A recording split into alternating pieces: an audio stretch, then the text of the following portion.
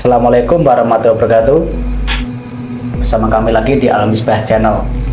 Nah, kali ini kita kedatangan tamu yang sangat masih muda banget, mahasiswa. Nama siapa?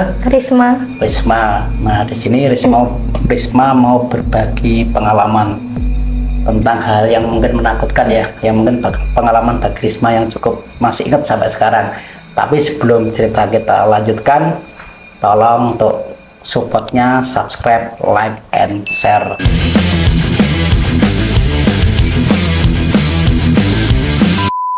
Coba ceritakan Risma tentang kamu pernah cerita sama aku ada pengalaman apa ya sih? Ya. Jadi saya punya teman kuliah. Dia itu seorang yang introvert. Jadi dia itu kayak sering tidak ditemani gitu loh sama teman-teman saya. Pendiam. Sampai dosen saya nggak punya teman. Dosen saya sampai pernah bilang, "Loh, kamu kok introvert gitu." Terus akhirnya saya tergerak hatinya buat kayak nemenin dia gitu loh. Karena kamu kasihan ya, karena kasihan. Pendiam, terus mungkin banyak dibully juga. Ada kamu deketi temen. Iya, deketi, temeni. Sampai dia itu sakit, gak ada yang tahu.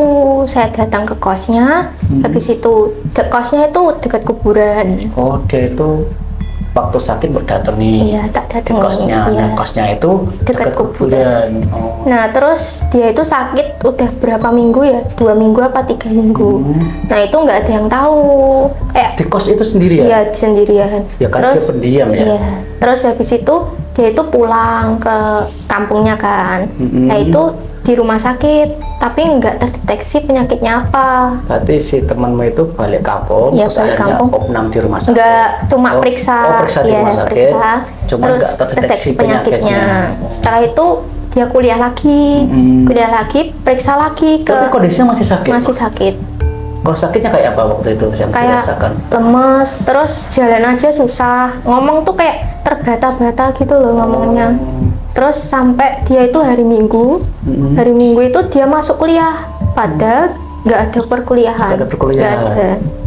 Karena pengen rasanya dia semangat kuliahnya masih tinggi. IPK-nya aja tinggi. Oh, berarti anaknya pintar. Tapi kayak tertutup jadi nggak ada yang nemenin. Kasihan ya. Setelah itu ada security datang, ditanya, "Loh, kenapa kok hari Minggu datang?" gitu. Terus bilangnya mau kuliah. Terus akhirnya dianterin sama temenku, dianterin ke kosnya. Kan bilang ini hari Minggu nggak usah kuliah, bilang gitu. Dia kondisi sakit pun masih pengen kuliah. Diantar temanmu ke kos. Iya.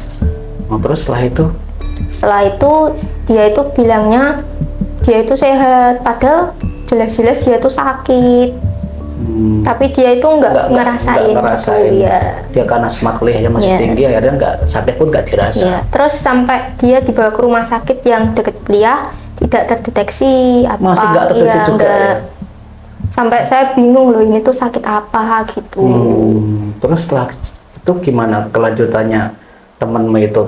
Kamu sendiri waktu itu gimana ya? Ya, terus pada suatu malam saya tidur kan. Nah, tidur itu saya mimpi tapi terasa kenyataan. Tadi mimpi tapi kayak nyata gitu. Kayak nyata. Kamu masih ingat? Masih ingat ya. Kayak apa mimpinya? Jadi saya mimpi itu saya duduk, mimpinya itu saya duduk. Saya ditemuin sama nenek tua. Iya, nenek tua. Kayak apa fisiknya itu? Fisiknya gambar waktu nenek tua itu. Ya, fisiknya itu perempuan, rambutnya itu panjang, bungkuk, terus datengin saya, tapi tidak berbicara apa-apa. Rambutnya panjang. Iya. Jalannya bungkuk. Iya. Tapi nggak ngomong apa-apa, diem aja. Terus saya bingung, loh kenapa ini nenek gitu kan. Terus saya bangun, itu sekitar jam 12 sampai jam 1-an. Saya bangun, nggak bisa. Kenapa nggak bisa? Ya kayak ada yang tinggi saya. Kayak ada yang apa ya, meluk gitu. Iya. Tadi berat. Ngomong saya minta tolong juga nggak bisa. Ngomong pun masih tetap nggak bisa. Jadi saya bingung. Jadi kayak peluk seseorang yang sangat kuat ya. Mau teriak nggak bisa, gerak pun nggak bisa. Setelah itu saya kan bangun ke kuliah biasa. Terus temanku itu masih tak anterin Akhirnya ke bisa kos. bangun ya? Bisa. Saya berdoa aja, doa terus bangun, terus saya ke kuliah biasa, terus saya anterin temen itu pulang. Temanmu yang Ya sakit yang itu sakit itu pulang. kan soalnya kan pas pulang itu dia itu nggak bisa, kayak lemes banget, nggak bisa naik motor. waktu perkuliahan Ya. dia kondisinya sakit Sakit, lagi. terus gua antar tak antar pulang. Yang Kasihan. peduli ya cuma sedikit gitu loh, antar pulang.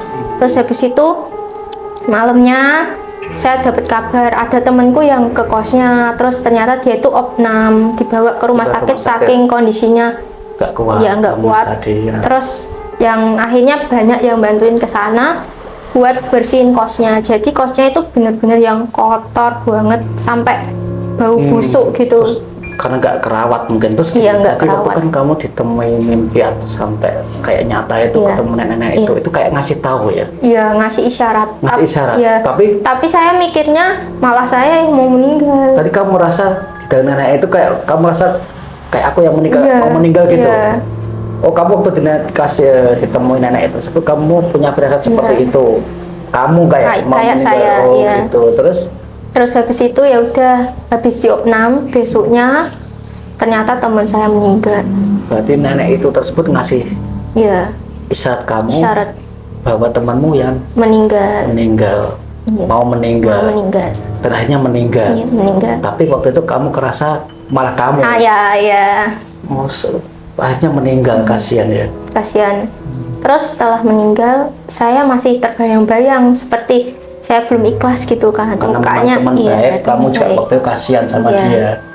Terus akhirnya kayak mukanya itu ada di depan mata terus gitu loh. Kayak keinget Iya. terus Saya nggak bisa tidur. beberapa hari. Ya, terus kemudian beberapa hari itu saya dipeluk. Setelah beberapa hari kamu dipeluk Ya, sama dipeluk. temanmu itu. Ya, saya yang merespon, tapi itu kondisinya saya sadar apa nggak sadar gitu loh, kayak Tapi kamu kerasa banget. Kerasa katanya. banget, iya. Ngomong apa temanmu itu? nggak ngomong apa-apa, cuma meluk. Nggak ngomong apa sih, Habis meluk? itu dia itu kayak aku respon gitu loh, pelukannya itu aku respon, ya sudah. Terus habis itu kok saya bisa ikhlas gitu, nggak kebayang lagi kayak Oh, dia itu berpamitan gitu. berarti setelah kamu didatangi temanmu itu, terus kayak kamu kayak merasa ikhlas ya. Iya. Mungkin si temanmu itu ngucapin terima Terima kasih kasih. dan ikhlaskan saya kayak seperti itu ya, Risma. Oh, jadi orang yang meninggal masih ngasih pesen Iya. ya ke kamu, kau suruh ikhlas dan mungkin dia jangan di sana tenang gitu ya. Oke, jadi waktu itu benar-benar ingat ya kamu temanmu dan sampai akhirnya meninggal. Oke, cukup sekian mungkin cerita Risma dan saya. Semoga apa yang kami sampaikan bermanfaat dan cukup menarik gitu ya. Jadi bisa diambil hikmahnya dengan cerita ini dari persahabatan yang luar biasa antara Risma sama temannya, dan akhirnya temannya meninggal, bahkan waktu meninggal pun masih pesan ke Risma suruh ikhlas, dan akhirnya Risma bisa mengikhlaskan. Oke, sekian, terima kasih. Assalamualaikum warahmatullahi wabarakatuh.